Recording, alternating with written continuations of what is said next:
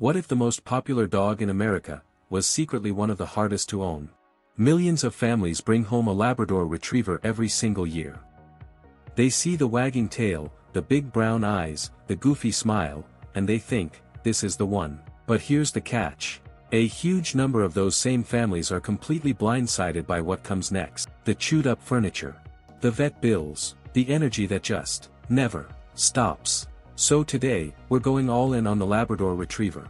The good stuff, the hard stuff, and the things most dog videos won't even tell you. By the end of this video, you'll know exactly whether a Lab is your dream dog or your biggest mistake. Let's go. Okay, so first, why is everyone obsessed with Labrador Retrievers? This breed has been the #1 most popular dog in the United States for over 30 years straight. The UK loves them.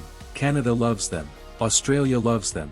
Basically, if you show someone a Lab, they melt. And honestly, there's a reason for that.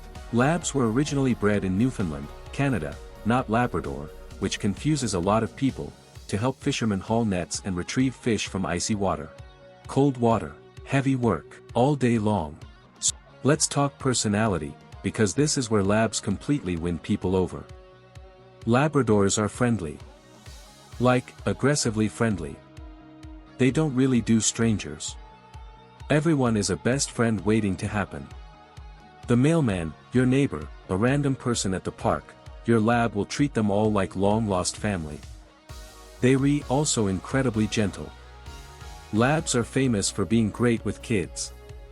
Small kids. Loud kids. Chaotic kids. A Lab will just roll with it. And they are smart. Really smart. That's why you see Labs everywhere as guide dogs, therapy dogs, search and rescue dogs, and drug detection dogs. They are working in airports, hospitals, and disaster zones right now. Wait. If they're that smart and that capable, why do so many Lab owners feel totally overwhelmed? We'll get there. But first, let's talk about the pros, because there are some really good ones. Pro number 1, they are insanely easy to train. Labs want to please you. That's hardwired into them. They respond to positive reinforcement like magic. Treats, praise, a happy voice, that's all it takes. First-time dog owners do really well with Labs because of this. Pro number 2, the temperament is almost bulletproof. Aggression in Labs is rare. They're not typically anxious or reactive. They're emotionally stable in a way that a lot of breeds just aren't. If you've got a busy household, a Lab can handle the chaos. Pro number 3, they are genuinely fun to be around. Labs are playful well into adulthood. They're goofy. They're silly. They make you laugh every single day. Life with a Lab is just louder and better. Pro number 4, they love water and outdoor adventure.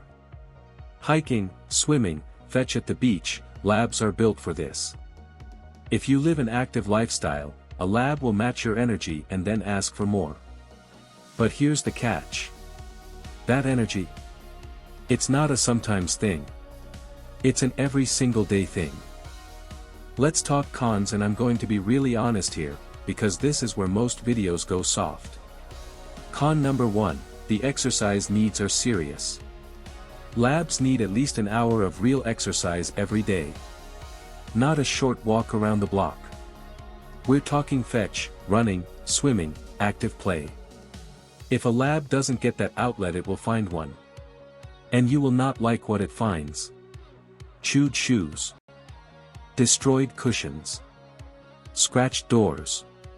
A bored Lab is basically a furry wrecking ball. Con number 2, they eat everything. And I mean everything. Food off the counter. Socks. Toys. Remote controls. Rocks. Actual rocks. Labs have one of the highest rates of foreign object ingestion of any breed. Vets have a nickname for it, they call it Lab gut. That's not a good thing to have a nickname for. Here's the problem. Those emergency vet visits are not cheap. We're talking hundreds, sometimes thousands of dollars. Labs are not a low-cost breed to own. Between food because they eat a lot, grooming, vet care, and all the stuff they inevitably destroy, the costs add up fast. Con number 3, they shed a lot. Labs have a dense double coat. They shed year-round. They shed more in spring and fall. If you are particular about your floors, your furniture, or your clothes, just know that dog hair is about to become part of your entire life. Con number 4, they can be destructive as puppies. Lab puppies are genuinely unhinged in the best possible way. They have zero impulse control. They jump on people. They mouth everything. They knock things over with their tails. It's adorable and exhausting at the same time. Wait. Here's something most people don't realize until it's too late. Labs don't really mature until they're around 3 years old. 3 years. So that wild, bouncy, chaotic puppy energy you're dealing with at 6 months. You might still be dealing with a version of that at 18 months, 2 years, even beyond. This is a big one. A lot of people expect the puppy phase to end at 1 year. With labs, it doesn't always work that way. Also, and this is genuinely surprising, labs are prone to obesity. They have a specific genetic mutation that affects how they feel hunger. Basically, some labs never feel full. They will eat until they can't move if you let them. This means you have to be really disciplined about portions and treats. An overweight lab is at risk for joint problems, diabetes, and a shorter life. Speaking of joints, hip and elbow dysplasia is common in this breed. It's something to watch for, especially as they age. And here's a question I want you to honestly think about right now. Do you have the time, space, and energy to keep up with a dog like this every single day, not just on weekends? Because that's really what owning a lab comes down to. Let's talk real-life challenges for a second. Labs don't do well alone for long periods. They bond deeply with their families and can develop separation anxiety if left alone too much. This isn't a dog you can leave home alone for 10 hours a day and expect everything to be fine. They also pull on the leash hard, especially when young. Training helps, but if you've got mobility issues or you're not physically strong, a 70-pound lab on a leash can genuinely take you off your feet. And one more thing nobody warns you about: labs love to carry things in their mouths. Shoes, toys, sticks, your wallet. It's cute. Until it isn't. But here's the thing. Despite all of this, and I mean all of it, labs remain the most beloved dog breed in the world for a reason.